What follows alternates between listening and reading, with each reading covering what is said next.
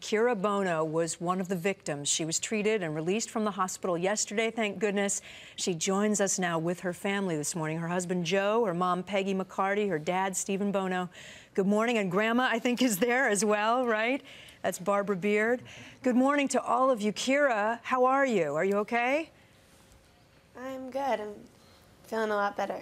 Yeah. Well, describe what happened in that room. We're only getting pieces, so can you tell us exactly what went down? Well, I was just sitting there reading my book, and a man stood up and started screaming a version of Allah Ahmed. I'm sure that's not how it's originally said, and then he started firing shots. I got down on the ground and still thought it was training, and I grabbed my head and I looked down and there was blood on my hand, and I still thought it was training. So then I looked to my left and right and I seen people that were bleeding. So I started crawling and I called 911 with my phone to my side, and I started crawling and I turned back and looked at him, and he was about 2 body lengths away from me, long ways, shooting people on the ground still. So I was just waiting to get shot in the back, and there was a cubicle that was down, and I ran across it, back around the corner, and from there I found Sergeant Winston, and he was tall enough to see over the cubicles which way the man was going. So we were shuffling back and forth, and Right. then as soon as I heard him stop firing, I ran out the front door. Unbelievable. I can't believe how calmly you're able to recount this. A friend of yours was there, right, and came to your aid. You had been shot in the back, right? Yes, well, first I ran to a Connex behind there, and then I grabbed a captain from there, and we ran to behind a car, and then we ran to the main SRP building. And tell me about the bullet that was in your back. Was it just a little, it was just barely in? Yes. She said she touched it, or she grabbed it and it came right out. So she pulled it out. And that was after I got there. Yeah, they ripped their jackets off and started applying pressure dressings and taking care of everyone.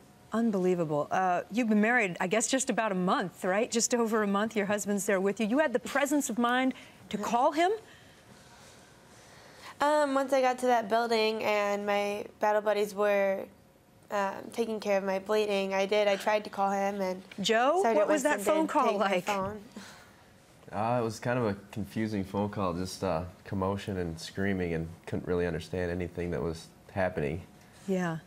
I have to ask Peggy, I have to ask your mom, as a mom, what was going through your head when you got the phone call that your daughter had been hit, that she was a part of all this? I imagine you must have jumped on the first plane. It was a lot of panic, real nervousness, and just real scared for her on what she was going through, and the rest of her troop and her unit, because we knew her unit pretty good too, and we were just worried about all of them. Did you burst into tears? Oh yeah.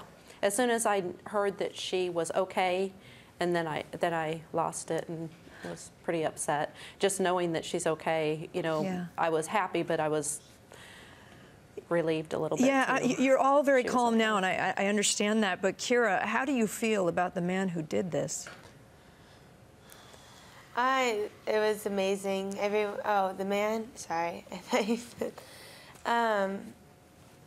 I think it's very selfish what he did, and. Are you angry? No, yeah, for the most part. I don't think I've really got around to feeling that yet, or just dealing with how I feel for him. Just quickly, you were supposed to deploy for Iraq for the first time. Will you go now? Do you still want to go? I still have a duty to perform, and if my commander's still willing to let us go, then yes, I'm still going to go. Okay. Kira, thank you so much for sharing your story with us. We're so glad that you're okay. And thanks to the whole family for coming on and being so supportive. We appreciate it. Thank you. No. Thank you.